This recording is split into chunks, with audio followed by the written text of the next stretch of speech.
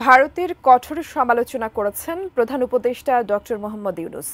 যুক্তরাষ্ট্রের নিউ ইয়র্কে জাতিসংঘের সাধারণ পরিষদের অধিবেশনের ফাঁকে যুক্তরাষ্ট্রের দক্ষিণ ও মধ্য এশিয়া বিষয়ক বিশেষ দূতের সঙ্গে বৈঠকে ভারতের সমালোচনা করেন তিনি। এছাড়া ভারতের কারণে সার্ক জোটকে পুনরুজ্জীবিত করা যাচ্ছে না বলেও অভিযোগ করেন তিনি। বিস্তারিত থাকছে ডেস্ক রিপোর্টে।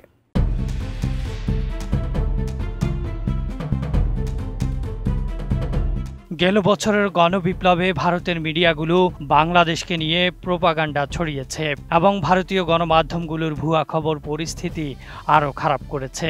যুক্তরাষ্ট্রের নিউ ইয়র্কে জাতিসংঘের সাধারণ পরিষদের অধিবেশনের ফাঁকে যুক্তরাষ্ট্রের দক্ষিণ ও মধ্য এশিয়া বিষয়ক বিশেষ দূতের সঙ্গে বৈঠকে ভারতের কঠোর সমালোচনা করেন ডক্টর মোহাম্মদ ইউনূস। 25শে সেপ্টেম্বর ভারতীয় সংবাদ মাধ্যম এনডিটিভি জানিয়েছে, যুক্তরাষ্ট্রের দক্ষিণ ও মধ্য এশিয়া বিষয়ক বিশেষ দূত সার্জিও গোরের সঙ্গে বৈঠকে এসব কথা বলেন প্রধান উপদেষ্টা। সার্জিও গোরকে 1 মাস আগে ভারতের নতুন রাষ্ট্রদূত হিসেবে নিযুক্ত করেছেন মার্কিন প্রেসিডেন্ট ডোনাল্ড ট্রাম্প। প্রধান উপদেষ্টা বলেছেন, ছাত্ররা গত বছর যা করেছে তা ভারত পছন্দ করেনি। এ কারণে ভারতের সঙ্গে আমাদের সমস্যা রয়েছে। ভারতীয় মিডিয়াগুলোর ভুয়া খবর পরিস্থিতিকে আরও খারাপ করে তুলেছে। ভারত থেকে অনেক ভুয়া খবর আসছে। গত বছরের গণবিপ্লবকে নিয়ে তারা প্রোপাগান্ডা ছড়িয়েছে।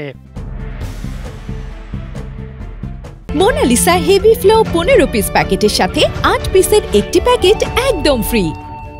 এছাড়াও সাবেক স্বৈরাচার প্রধানমন্ত্রী শেখ হাসিনাকে ভারতে আশ্রয় দেওয়ার বিষয়টি উল্লেখ করে তিনি বলেন, ভারত হাসিনাকে আশ্রয় দিয়ে সমস্যার সৃষ্টি করেছে। এগুলো ভারত ও বাংলাদেশের মধ্যে উত্তেজনাও তৈরি করেছে। ভারতকে ইঙ্গিত করে প্রধান উপদেষ্টা বলেন, সার্ক কাজ করছে না, কারণ এটি দেশের রাজনীতির সঙ্গে এটি ফিট হচ্ছে না। এছাড়াও এশিয়ার আরেক জোট আসিয়ানে যোগ দেওয়ার আগ্রহ দেখিয়েছেন তিনি।